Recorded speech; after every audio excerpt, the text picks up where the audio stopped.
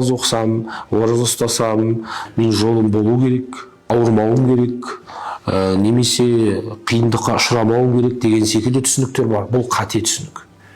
Кез келген жасалған, жаратылған нәрсенің өзінің миссиясы бар, жаратылу мақсаты бар.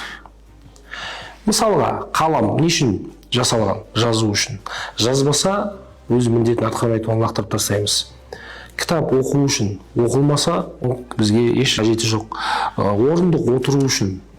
Енді сол секілді барлық нәрсе белгілі бір мақсатқа сай жасалған болса, адамның жаратылыс мақсаты не?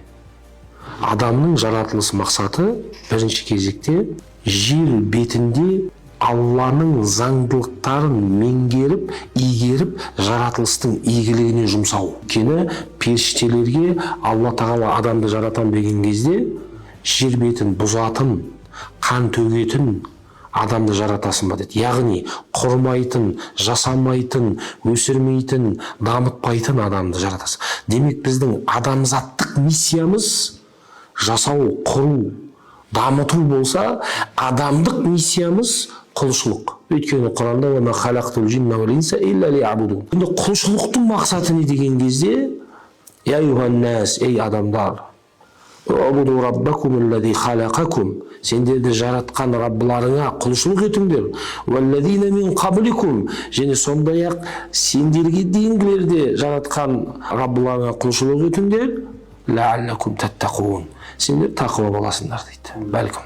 Демек, құлшылықтың түпкі мақсаты, біздің жаратылыс мақсатымыз құлшылық болса, құлшылықтың мақсаты тақуалық.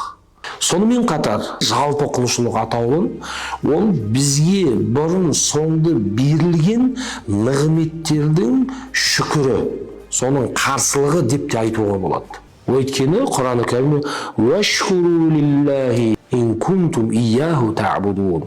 Егер құлшылық еткен болсаңыздар, Аллаға шүкір етіңдер. Біздің қоғамда кейбір адамдарда намаз оқысам, ораза ұстасам, тағы басқа да осындай парыз амалдарды орындасам, мен жолым болу керек, немесе ауырмауым керек, қиындыққа ұшырамауым керек деген секілді түсініктер бар. Бұл қате түсінік. Яғни намаз болсын, тағы басқа да ғибадат құлшылықтарымыз бізді бәле-жәледе ауру сырқаудан толыққан сақтайды деген нәрсе жоқ.